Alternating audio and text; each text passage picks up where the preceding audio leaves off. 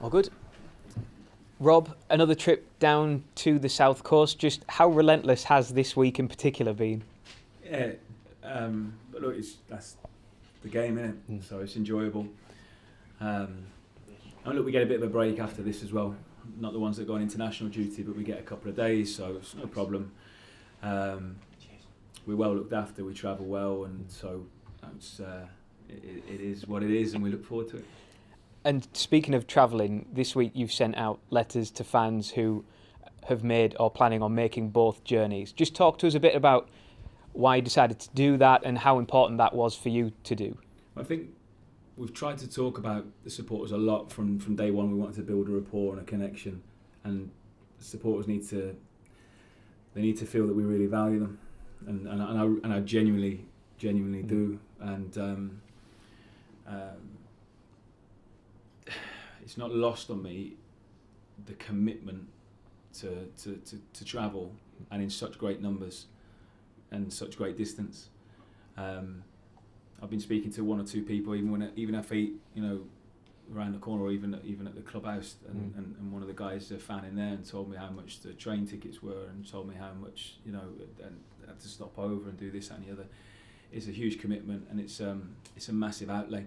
People work really hard, and to spend a lot of money then on following their football team because it's their passion and they care. We need to show that it means a lot to us, and that we're very thankful for that. Is that something you've done before? Because I think it certainly doesn't strike any bells with me of Borough managers in the past who have done that, and I imagine obviously fans have taken to it really well. No, it's not what I've done before. I mean, I've not, I suppose, been a head coach or manager of a football club where the distance is so great and the travelling distances are so great so often.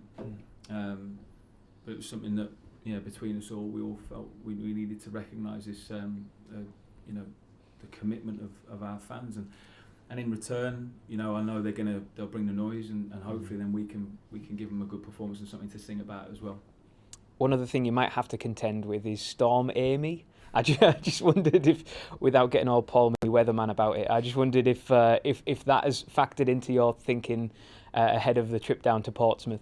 No, I'm aware of Storm Amy, but no, hopefully it doesn't interfere with our plans or travel plans or anything too much. I'm really hoping so. We have a nice, smooth journey down. Let's hope so. And Portsmouth, obviously, at Fratton Park, a difficult few weeks for them. No win in 4. I think they've conceded 6 in the last 3 now. But as I'm sure you will agree, it's often at times like that you have to be really, really careful against opposition. We do in every single game, and we'll treat every game as always with the utmost respect. And look, they're a really challenging team to play against, especially at home. I think their fans are a really good set of fans. They're boisterous and they make that place quite intimidating at times. So we've got to be ready for that. We don't want to give them, really any oxygen to try and to allow them to enjoy that even more. The supporters. So we need to make sure that we play our game and do it well. John's a really good coach. He's won a league title. They're batting above their average. They've got some really, really good players, and they play them well. And they're a really difficult team to play against. So we respect them, and it'll be a big challenge for us again away from home. But one we're looking forward to. We've prepared well. We've got a good plan, and we've got a good group of players that are motivated to go and keep this run going. And last game before the international break as well, how much emphasis is on getting to the international break with that unbeaten run still intact? We're not talking about the run, but it's just the next game. We want to go and win the next game. That's it. So we're not focusing on keeping this, sort of like I said, the run going. It's about there's an opportunity here for 3 points for us, and that's all we can focus on right now. We do that by working extremely hard, and trying to carry out our jobs as best as possible. So that's the how, but what we want to try and achieve is a win tomorrow. That's it. Is there a concern that you can get too bogged down in the run?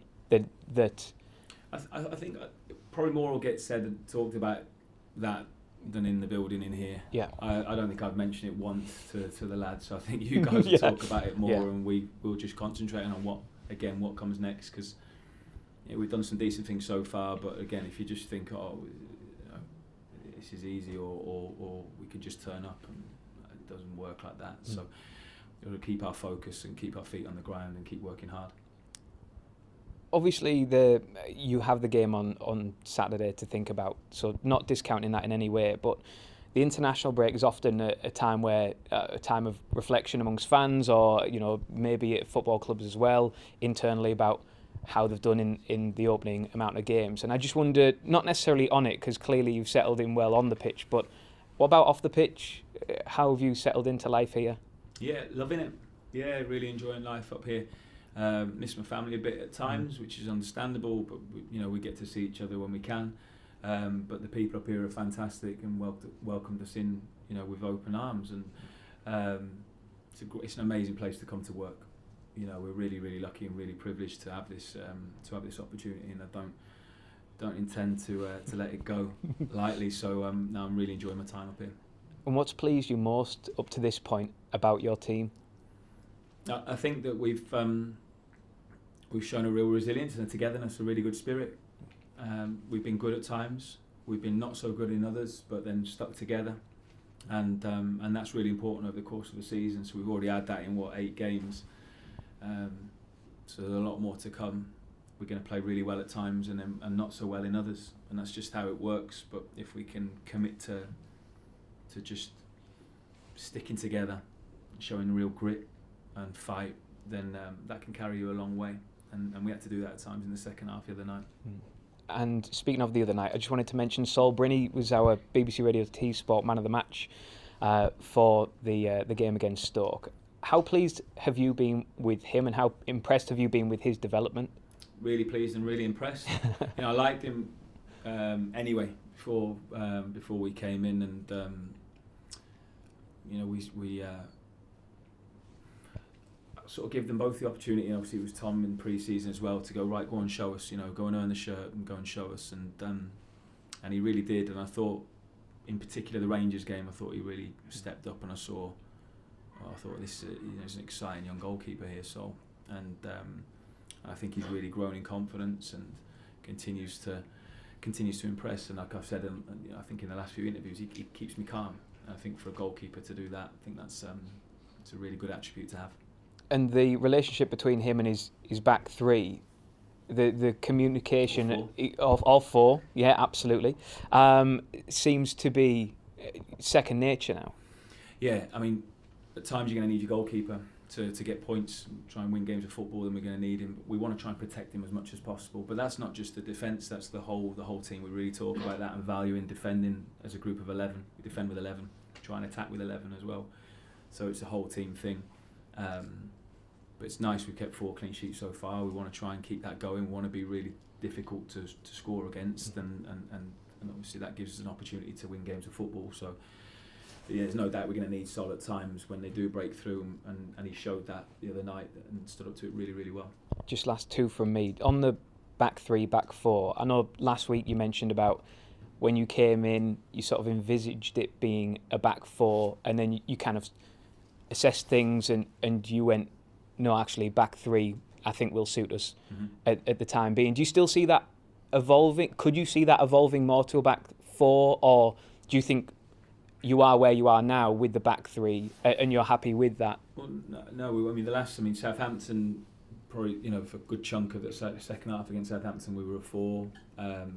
Obviously, the other night we started with a 4 and then became a 5 again. I want us to be adaptable and flexible within games, and we'll try and pick the right team or the right shape, if you like, that wins a game of football.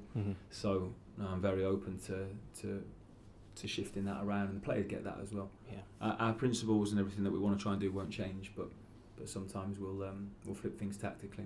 And just finally, team news. How is everybody? Any injured players back? Any who have been sidelined this week? George is the one that misses out, unfortunately, after his coming off early the other night. So it looks like it is a hamstring injury. Probably could be around 5 to 6 weeks, unfortunately, for George. got that news today. And then and Callum Britton's fit again, so he's trained and he's in the squad. Thank you for your time. Appreciate it. Cheers. Hi Rob, Adam Powell from the North. Hi. Hi. You spoke about the Stoke game and the resilience your guys showed. How do you build that? How do you create that? Well, we can talk about it a lot and value it a lot. So whether that's people making an impact when they come off the bench, or whether that's showing clips of blocks or someone sprinting back 50 yards to make a tackle like Brownie did in the 93rd, 94th minute. Actually, Matt Targett before that, and then Brownie followed it up straight after. Those sorts of things are really important. So to reward that, to talk about it, to value it, can't just get swept under the carpet and just talk about, oh, look at that great goal or whatever. You know, we need to value those things that aren't necessary. Not the people do see it, but some of those unseen things, I think that's really important to talk about and to show. And we just try and live it every day. So just try and talk about it every day. And I'll say the same stuff to you guys that I'm saying to the players on a daily basis. I think if we live it and train it every day, then it will hopefully become more second nature to us. Okay, and you also spoke about this 8-game unbeaten run. How do you spoke about keeping players' feet on the ground. How do you achieve that? Again, by valuing the basics and not getting carried away with anything. I think we need to just keep working extremely hard and talking about why we've done what we've done. We've done it because we've worked hard. We've not been perfect. We've not played, and I've come out and I've said we've not played great in every single game. I know that. The second half of the night we weren't great. But we fought for each other and showed a lot of grit. So, again, valuing just the basics of football. I think if you have a team that are willing to run and fight for each other and show heart and passion, then that team can beat just an organised team. If you can have that and the organisation together, then I think you've got a real winning team that can achieve something. So that's what we're aiming for. Thanks, Rob. Thank you. Rob, a frustrating night the other night. And when you've looked back at the game with the players, what do you think it was that stopped you from getting that breakthrough? Well, I think in the first half where we were dominant, we weren't good enough in certain moments in the final third, and whether that was an opportunity when we got behind to get the detail of the cross right, to arrive in the box with the right numbers. We had a couple of opportunities where we just slashed at things and didn't take maybe enough care with our finish. You know, we had the penalty moment that never was. So there was one or two things that maybe went against us. But ultimately it was down to us because we had enough momentum, we had enough quality, we had enough enough quality moments with the ball in good areas, but we didn't then convert that into working the goalkeeper enough. So that's on me, that's on us to be better, and we've spoken about that. And then the second half, I don't think then we really deserved to. We had Sonji's half a chance and one or two moments, but then Stoke were the better team in the second half. So it was a case of, okay, well, we're not going to win this game. We'll still try to, but we'll have a better chance of winning this game if we don't concede. So then it was right. Let's make sure we get Dale on, and we'll block things up a little bit as well, because I think everyone in the crowd sensed that at that moment it was the right thing. I don't really like, at home especially, taking a maybe a midfielder off and putting a defender on when we're not winning. But looking back at it, I think it was the right thing to do. Yeah. The referee come under a lot of criticism the other night. What's your overall opinion of the referees in the Championship this year? It's a difficult job. You're not going to catch me out on this one now. It's a difficult job. Worth a try. Yeah, look, it is. I genuinely mean that. We're not going to get things that go our way. Sometimes we'll get something that does, and I really believe that we should have had a penalty the other night, but we didn't get it, and I need to make sure I'm on the touchline in the next game, so I'll always try and be balanced with it and not blame the officials. I'll try and look at what we could have been and we could have done better to win the game. This week's marked the 100th day here at the Borough for you. Oh wow. What do you think the first report card would say of your 100 days here, Rob? I don't know, it's gone all right. Yeah, it's gone all right. Look, it's been good. If you can plan 100 days and sort of that, people in interviews might ask you what your first 100 days look like. It's sort of like it's a bit of a Carlsberg one. Thanks, Rob. All right, other beers are available. Rob, just picking up on the injury stuff I know the other night, you mentioned Gale and getting him the minutes that you did was important for him, and then it was important to manage the rest of the week for him to be ready for Saturday. How has that gone to you? Yeah, good. We backed off him a little bit yesterday. He wanted to try and do a little bit more, so that's a good sign. Leave him wanting a little bit more. So he's in a good spot. Yeah, brilliant. Yeah, you've spoken there about the formation, and obviously on Tuesday night you flipped to the back four, as you said you would at times. Did particularly the first half performance and how you managed that, did that kind of reinforce, if you like, the confidence that you have that your side are able to do that? Well, we are. A lot of the lads are used to it. They played it for a long time here before, the lads that have been here before, and the majority of players normally grow up with it within a back four anyway, so I don't think we're asking them to do anything that's too foreign. We prepared for it as well, so we do all the work as normal, and I liked a lot of the performance in the first half as well, so it does show that we've got that. I like the performance in the second half of Southampton when we did it, so yeah, it gives me a lot to think about going into this game as well, which is great. But we'll always what's encouraging, and people are maybe talking about it as well now that we're able to in game we can change and try and become something else to win the game, which is important.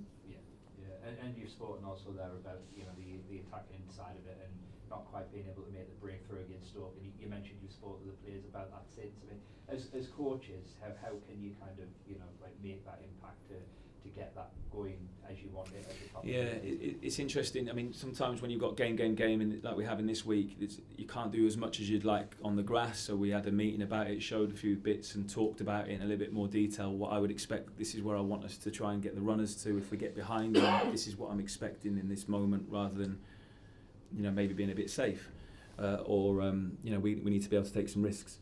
So we went through that more in a meeting, rather than able to do too much out in the grass. But when you have a little bit more time in between, like we will do in the international break, this probably gives us an opportunity to look and focus on some of that in a little bit more detail. Yeah, thanks, Rob. Just kind of following up on that, maybe, Bobby. You basically had a new look defence and you've had a new look attack from the summer, really.